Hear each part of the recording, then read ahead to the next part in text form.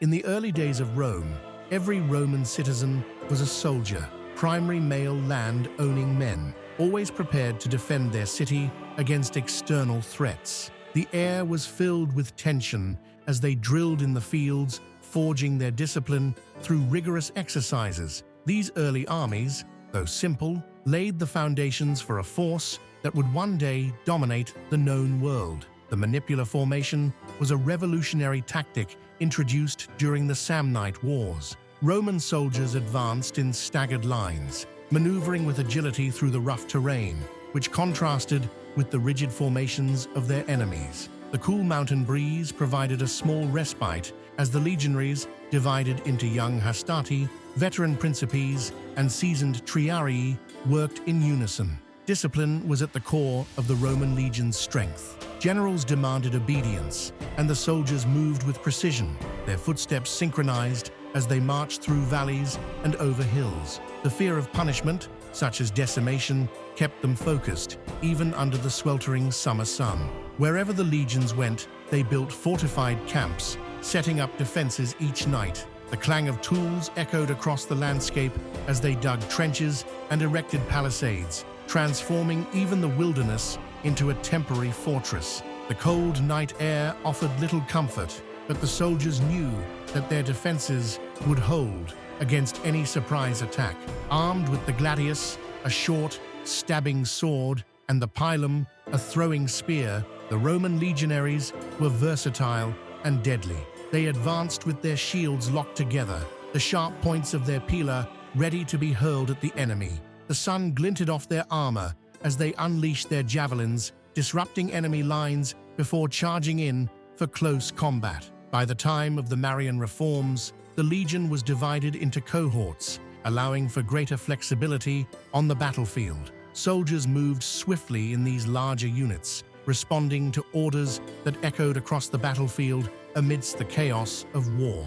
The reorganization brought cohesion and adaptability, which became vital in the vast campaigns across Europe and North Africa. The Roman legions were supported by cavalry and auxiliary forces, often recruited from conquered peoples. The cavalry, stationed on the flanks, provided speed and maneuverability, scouting the terrain ahead or chasing down fleeing enemies. The auxiliaries, accustomed to diverse climates, served as archers, slingers, and cavalry, complementing the heavily armored legionaries. Ensuring a steady supply of food and equipment was crucial for the Roman war machine.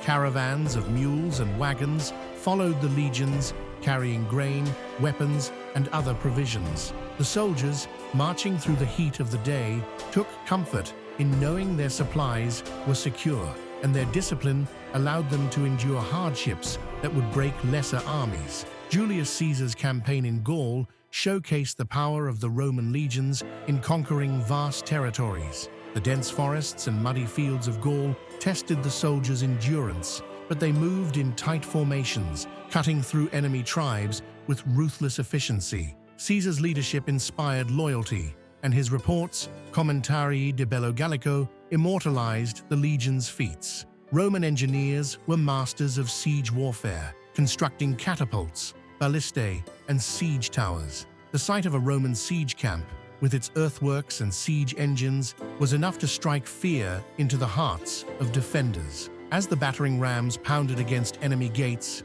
the soldiers braced themselves for the moment they would charge into the breach. In 55 BCE, Caesar ordered the construction of a bridge across the Rhine River, demonstrating the engineering prowess of the legions. The soldiers worked tirelessly, hammering wooden piles into the riverbed, the swift current threatening to pull them under. Within days, the bridge was complete, and the legions marched across, the creaking wood beneath them a testament to their ingenuity and determination. The invasion of Britannia under Emperor Claudius was a bold undertaking, with Roman soldiers boarding ships and setting sail across the choppy English Channel. The cold, salty spray of the sea stung their faces as they approached the unknown shores of Britain. The legionaries, though anxious, stood ready to bring the island under Roman rule.